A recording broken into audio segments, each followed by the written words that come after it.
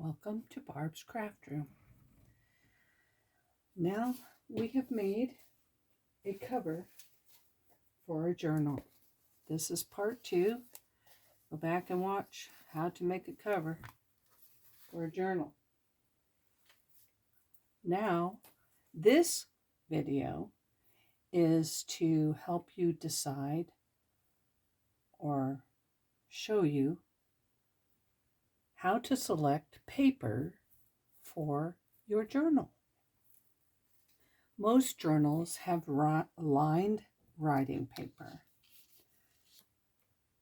In junk journals, a lot of paper is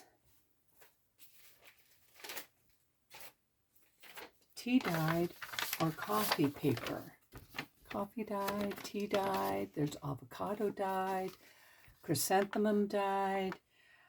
Some people even use food colorings to dye their papers. Dyed paper, okay?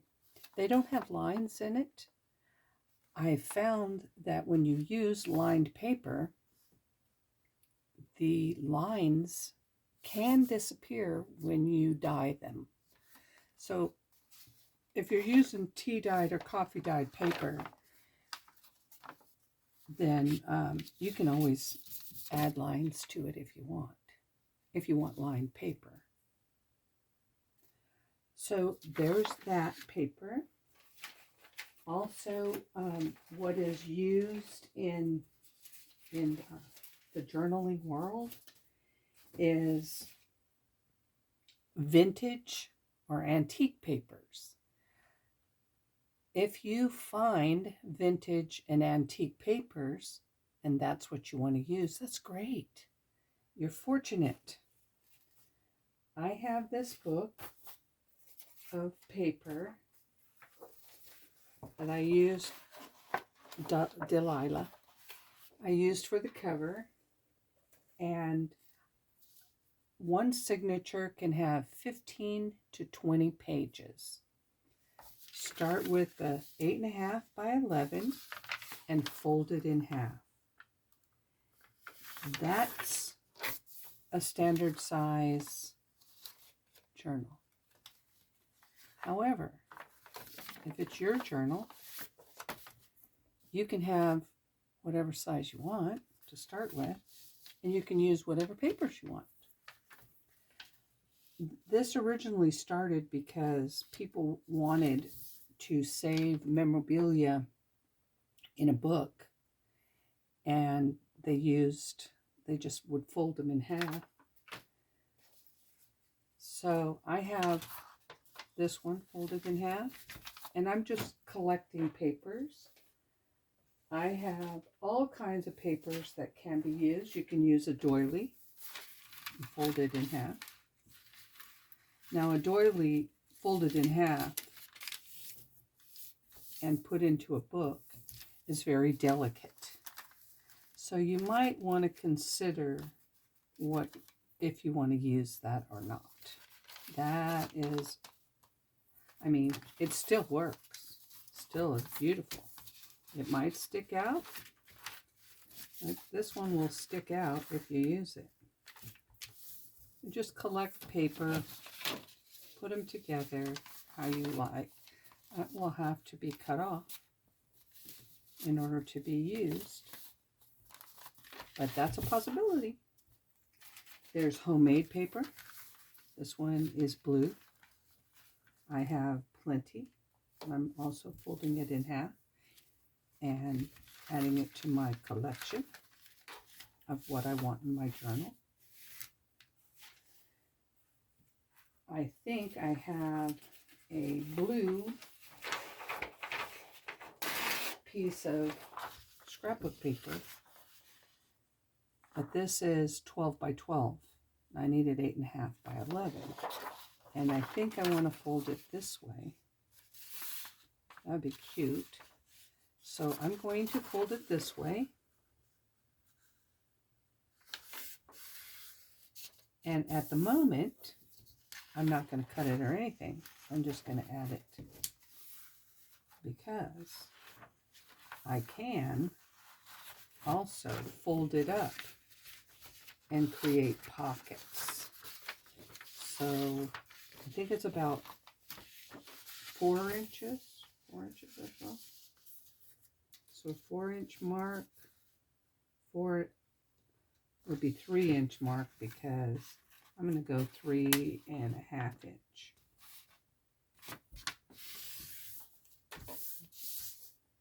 Because there's that small added section where you would tear it off. So I could tear it off. I might tear it off. There's great possibility that it'll be cut off. So there's a page. Already made pocket. There is vellum. Vellum, folded in half. I am not cutting anything. I'm just folding them all in half and adding them to my book. And the reason why I'm doing that is because whether they stick out or not, or how I'm going to use them, will be determined after the fact. I have a calendar paper. I'm just going to fold that in half.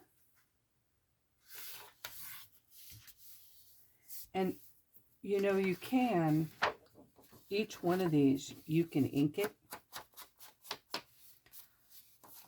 That's entirely up to you if you want to ink it.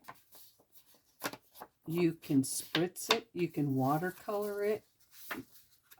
It's, you know, there's so much you can do with your paper, but we're just going to select right now. So I'm just selecting, but I kind of like that look. Then I have a vintage ledger. So I'm going to fold that one in half. A vintage ledger. And I think I will, at this point, I want to add another coffee dyed paper.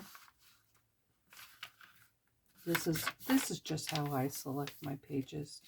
You can select them however you want, and you can put them in the order you want. It's your book. I'm not sure.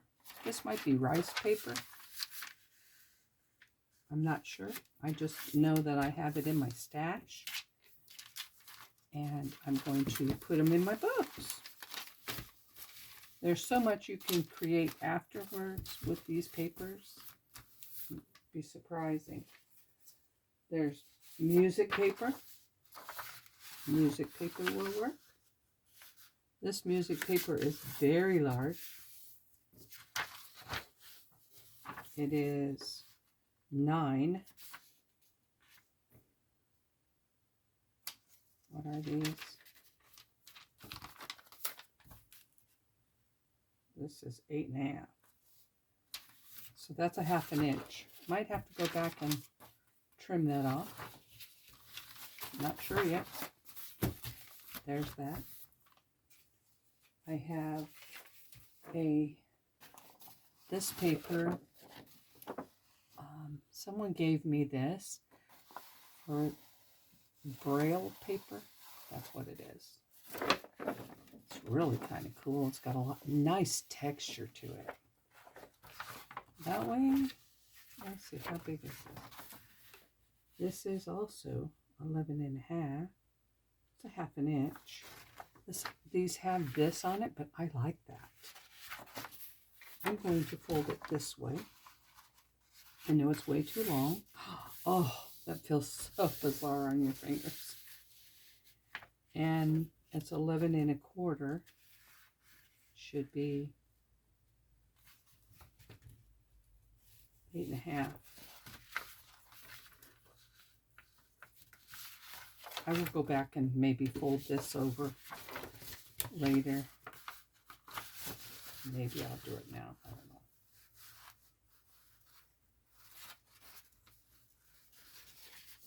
Eight and a half. Might want to cut it.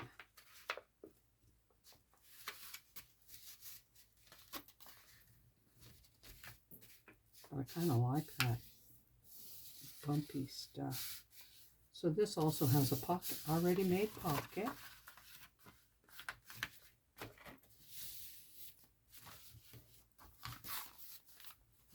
Braille paper. Cool.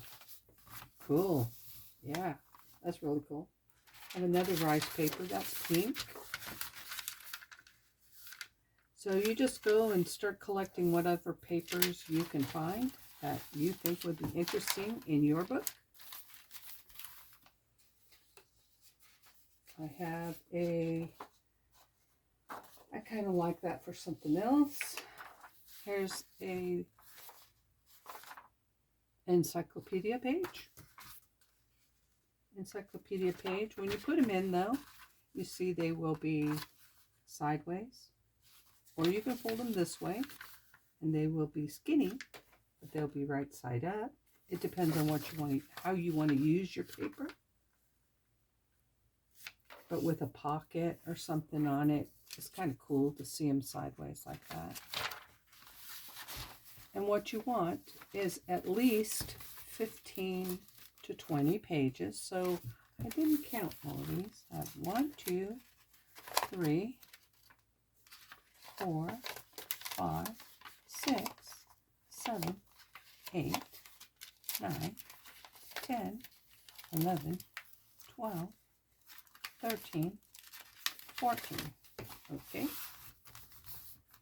I have another vintage paper. This will be 15.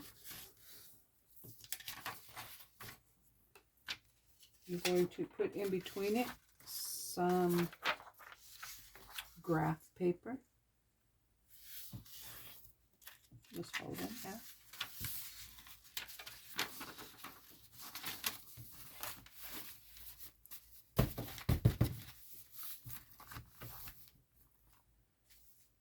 And what else do I got over here?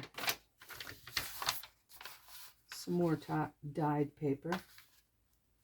But to fit in line with the journal cover, I'm going to use a few more pieces of the Delilah paper. The good thing about using scrap of paper, especially if it's thin, is you can use it however you want. I kind of like it like this. That's so pretty, right? And we'll have a top pocket.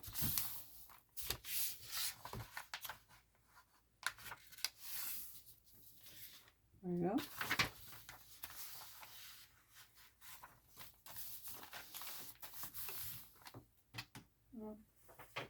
And that way it will match the cover. The papers fit the cover. So that's very cool when you have matching papers. But they don't have to have matching papers. Look at this one, I cut a heart out of it. I don't want that one. This one has a birdie, but I want to fold it this way this time.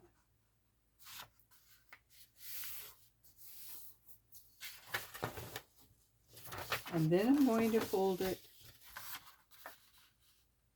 I think I want to cut this one. So it'll be folded like this. So that when you open it, when you open your book, it will go like that. And then there's graph paper here and graph paper there. And a tuck under there. Dyed paper. Writing paper. Graph paper. Encyclopedia. Rice paper. Braille paper. A music sheet. More rice paper. Dyed paper. A ledger. A calendar. Vellum. Scrap of paper. Handmade paper. A doily. Dyed paper and scrap of paper. what you can also do is add an envelope. You can add an envelope anywhere, absolutely anywhere in your folder. You put it in the middle. What you can do is make sure your stitching is in there, and then close it up, and your stitching is hidden in the envelope. You can still cut this off very small, put a little thumb notch, and have a pocket. So that is a way to hide your stitching on the inside. And that is how I chose my papers. You can choose your papers however you want. And we can get back to creating our book on part 3. So collect your papers and come back to watch part 3.